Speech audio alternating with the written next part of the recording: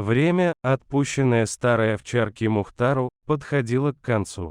Оно основательно поработало над большим красивым, сильным некогда псом, превратив его в старую развалину. Пес с трудом передвигался по хозяйскому двору, задумчиво глядя куда-то вдаль подслеповатыми слезящимися глазами. Что видел старый Мухтар, оставалось загадкой, но пес мог часами смотреть туда, словно видел что-то за линией горизонта очень важное, но давно забытое, о котором он вдруг неожиданно вспомнил, растревожив всю свою собачью душу. Весна своим теплым дыханием постепенно пробуждала природу от холодного зимнего сна, даря ей новые жизненные силы и медленно, капля за каплей, отнимая их у старой собаки. Худо было Мухтару, дремавшему на крыльце. Он чувствовал, что эта весна последняя в его жизни и грустил не потому, что тело мучили боли, что силы покидали его, приближая последний час. Нет, совсем не это тревожило старого пса. Мухтар не мог смириться с неизбежностью расставания с любимым хозяином. Глядя изо дня в день на страдания своего старого друга и не имея возможности помочь, хозяин решил покончить со всем сразу, освободив пса от тяжелых мучений. Вечером Мухтар был плотно и вкусно накормлен, хозяин долго сидел с ним на крыльце. Обняв пса, он говорил ему что-то ласковое, гладя поседевшую голову верного друга, и много курил. Оба смотрели на реку, освободившуюся ото льда, с плывущей местами мелкой шугой, поблескивающей на закате в последних лучах солнца. Утром хозяин повел Мухтара к реке. У берега стояла их лодка, в которой вместо обычных рыбацких принадлежностей лежали палка и крепкая веревка с петлей на одном конце и привязанным к ней большим тяжелым камнем на другом. Старый пес вопросительно смотрел на хозяина, пытаясь заглянуть ему в глаза, но человек отводил взгляд в сторону. «Вперед!» – тихо скомандовал он, не глядя на друга.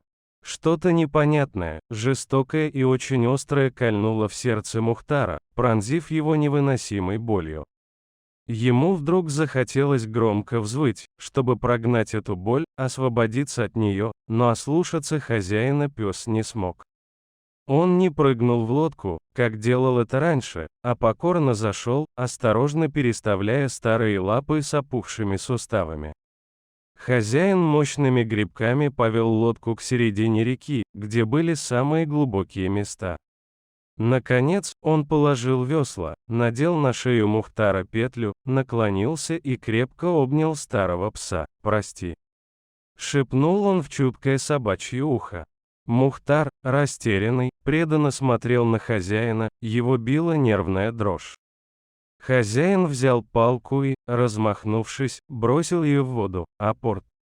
Это была самая любимая команда некогда молодой и сильной овчарки, которая часами могла доставать палку из воды, радостно и гордо вручая ее хозяину.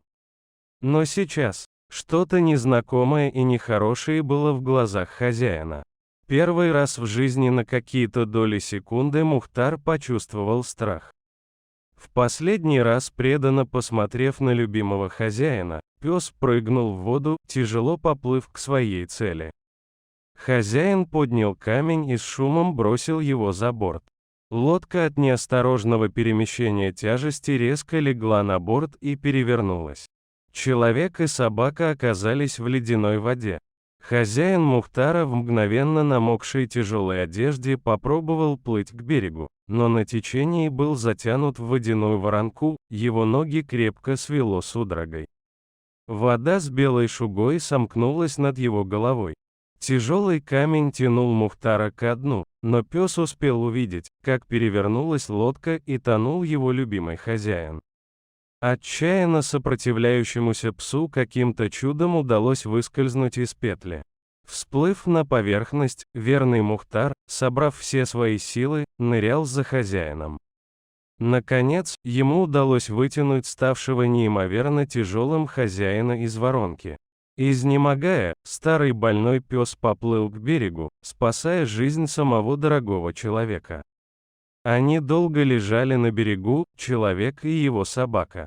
Хозяин очнулся и, увидев рядом еле живого, окончательно выбившегося из сил Мухтара, заплакал, навзрыд, в голос, как никогда больше в своей жизни.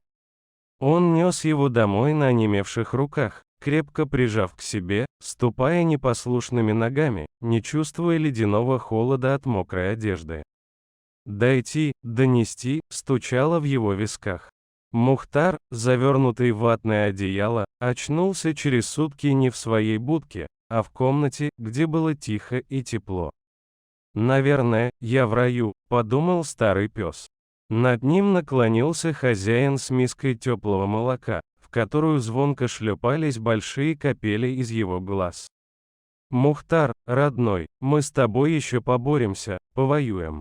Они были вместе в радости и в горе ровно столько, сколько отпущено каждому свыше. Однажды теплым солнечным днем Мухтар ушел. Он ушел счастливым. Не рой другому яму, сам в нее попадешь. Никогда не забывайте об этом. Берегите своих преданных стариков, они так в этом нуждаются. Несите свой крест до конца.